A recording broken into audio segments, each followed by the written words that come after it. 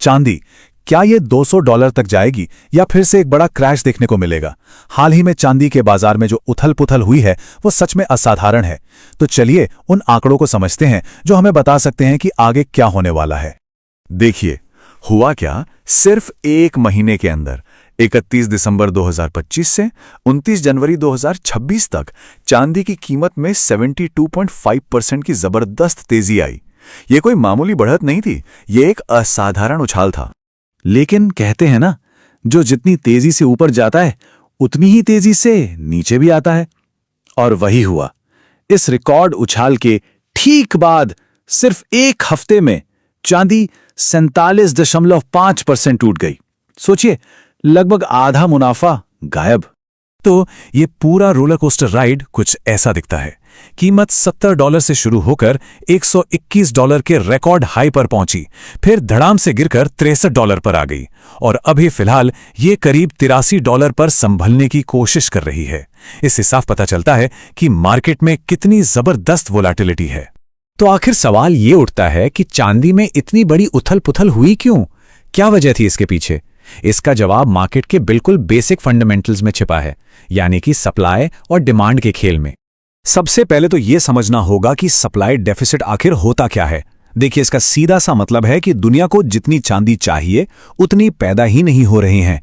लोग इस्तेमाल ज्यादा कर रहे हैं और प्रोडक्शन कम हो रहा है। और जब भी ऐसा होता है तो कीमतों पर ऊपर की ओर दबाव बनना तय है।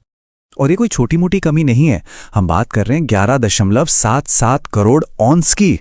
द सिल्वर इंस्टीट्यूट के हिसाब से 2025 में इतना बड़ा सप्लाई डेफिसिट था। मतलब दुनिया ने जितना उत्पादन हुआ उससे कहीं ज्यादा चांदी कंज्यूम कर ली। और सबसे दिलचस्प बात यह है कि ये जो फंडामेंटल कहानी है ना, ये 2026 में भी बदलती हुई नहीं दिख रही है। एक्सपर्ट्स का यही मानना है कि डिमांड मजबूत रहेगी, जिसका सीधा मतलब है कि सप्लाई का ये जो घाटा है वो आगे भी बना रह सकता है। अच्छा, इसको एक और नजरिए से देखते हैं।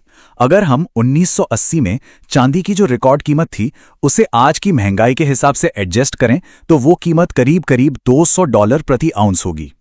अब देखिए, ये कोई भविष्यवाणी नहीं है, लेकिन ये एक आंकड़ा है जो हमें बताता है कि चांदी में पोटेंशियल कितना ज्यादा हो सकता है। लेकिन रुकिए, कहानी का सिर्फ एक पहलू देखना सही नहीं होगा। सिर्फ तेजी की बात करना तो आधी अधूरी तस्वीर होगी। चांदी में निवेश के साथ कुछ बहुत बड़े रिस्क भी जुड़े हैं जिन्हें बिल्कुल भी नजरअंदाज नहीं किया जा सकता। और इसमें सबसे पहला और सबसे बड़ा रिस्क है इसकी वॉलेटिलिटी, यानी उतार चढ़ाव। ये आंकड़े साफ साफ बता रहे हैं कि चांदी सोने के मुकाबले दोगुने से भी ज्यादा वॉलेटाइल है।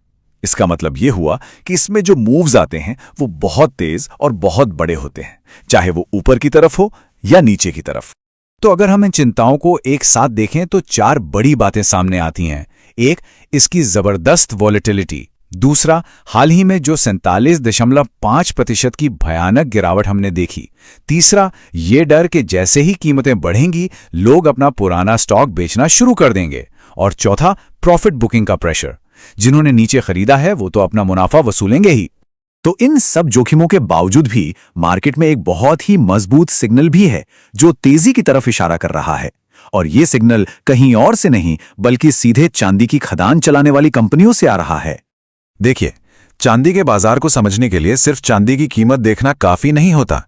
हमें उन कंपनियों पर भी नजर रखनी पड़ती है जो इसे जमीन से निकालती हैं, यानी कि माइनर्स।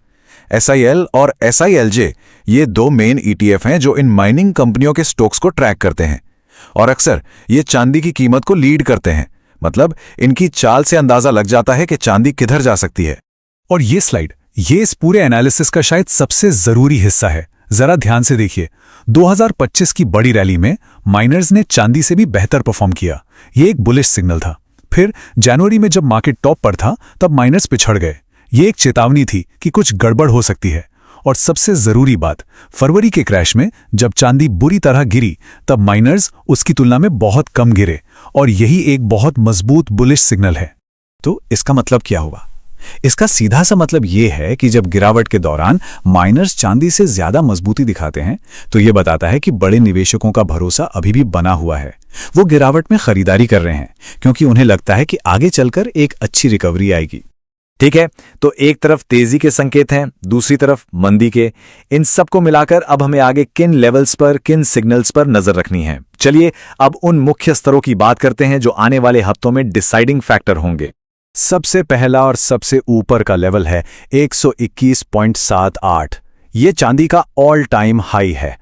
अगर कीमत इसके पार निकलती है तो फिर समझ लीजिए कि एक नए बुल रन की शुरुआत हो चुकी है। लेकिन उस हाई तक पहुंचने से पहले एक बहुत बड़ी दीवार है जिसे पार करना होगा, और वो है $92.50 का लेवल। ये हाल की तेजी और गिरावट का बिल्कुल बीच का पॉइंट है, और फिलहाल सबसे जरूरी लेवल यही है। इसके ऊपर टिकना तेजी के लिए बेहद जरूरी है। और अगर नीचे की तरफ देखें तो 63.90 का लेवल, ये लक्ष्मण रेखा है। ये फरवरी की गिरावट का सबसे निचला पॉइंट था। अगर कीमतें फिर से फिसलकर इसके नीचे चली जाती हैं तो ये एक बहुत बुरा संकेत होगा, मतलब रिकवरी की उम्मीदों पर पानी फिर सकता है। तो इस पूरी चर्चा का निचोड़ क्या है? 3 बातें हैं जो ध्यान में रखनी है। पहली, असली लड़ाई $92.50 के लेवल पर है। यहीं से तय होगा कि ऊंट किस करवट बैठेगा।